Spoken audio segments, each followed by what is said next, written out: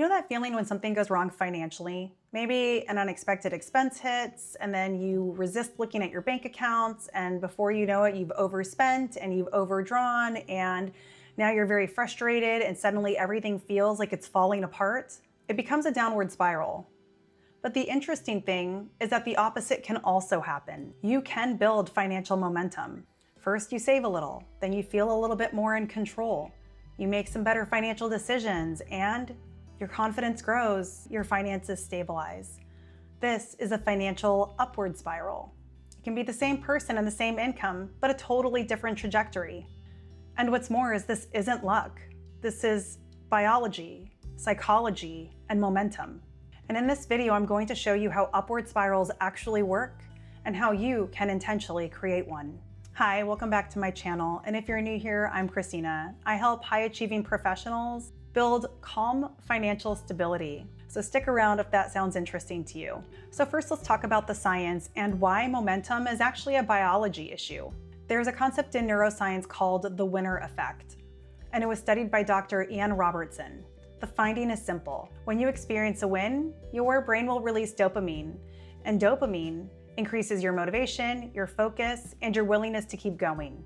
In other words, success increases the likelihood of more success.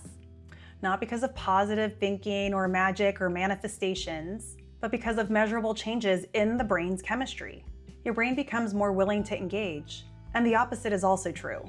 Repeated losses, or even perceived losses, will reduce the brain's willingness to engage and to take action. You will ultimately lose motivation and start practicing avoidance. This is how financial downward spirals begin. Not with one catastrophic loss, but with small consecutive losses that feel like you're losing your sense of control. This shows up so strongly with money because money is a signal for our safety and our stability in this society. It is an emotionally loaded area of our life. Again, not because of the money itself, but because how it's tied to our instincts on survival. Your nervous system can perceive money as safety, protection, security. So when you feel in control with your money, your nervous system relaxes. And when you feel out of control with your money, your nervous system will shift into threat mode. Threat mode, unfortunately, does not create good financial decisions. It creates avoidance, short-term thinking, and emotional spending. More than that, it can lead to procrastination and decision fatigue. Not because you lack discipline, but because your brain and your nervous system are trying to protect you. If that feels unsafe, let's do less of that. So let's discuss how you can give yourself a chance to win financially. One of the biggest mistakes that I see high achievers make when it comes to improving their finances is that they set goals that are far too big for them to implement consistently or within a short period of time. They don't just want the small win, they want the complete overhaul. Coming from a type A high achiever, I totally understand this pattern, but it's not the way that we want to proceed. It sounds responsible, it sounds good, but in reality, it's neurologically inefficient because your brain needs that dopamine hit. It needs the evidence that you're winning.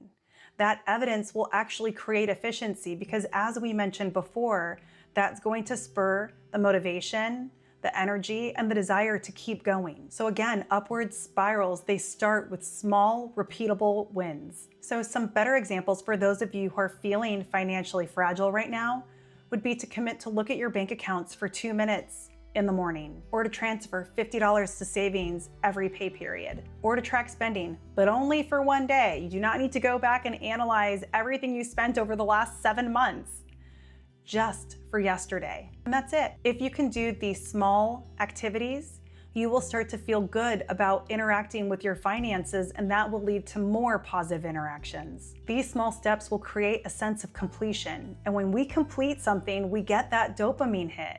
That in turn increases your engagement, and engagement then increases consistency. Are you seeing the pattern here?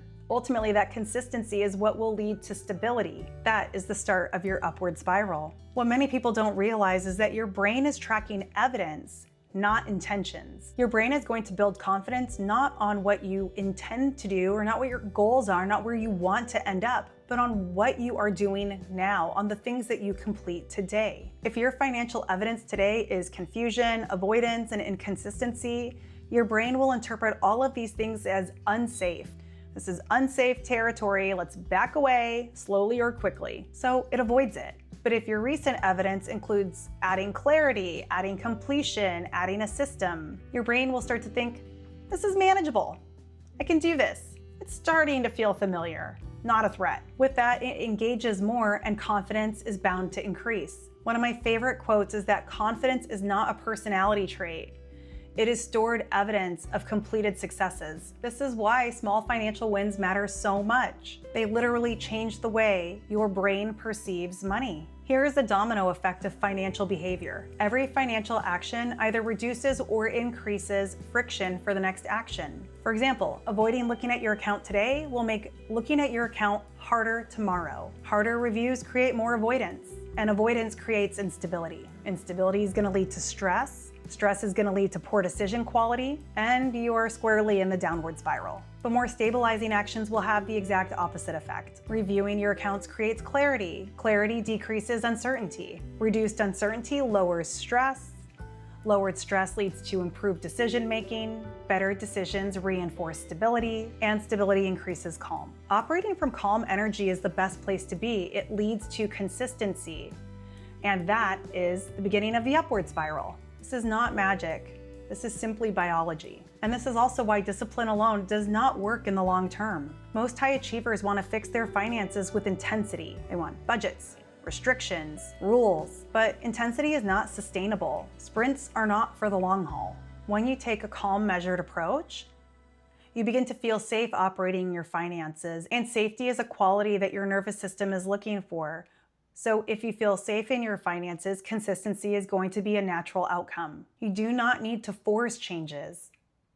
You need to look for those small wins and then let consistency unfold. So many of the people I work with are intelligent, capable, productive, and yet they still feel reactive with their money. They do not lack knowledge. They lack a system of small wins. That's why we'll look at their full financial picture together, and we'll craft a plan to help them put a system in place that's filled with small wins along the way so that they can improve that confidence, which will lead to greater consistency. Because once your brain accepts clarity, upward momentum becomes much easier to sustain. If this is something you're interested in, look in the description box below where you can find more information. If this video resonated with you, comment momentum below, because financial health and financial stability is not built with one decision or a grand overarching plan.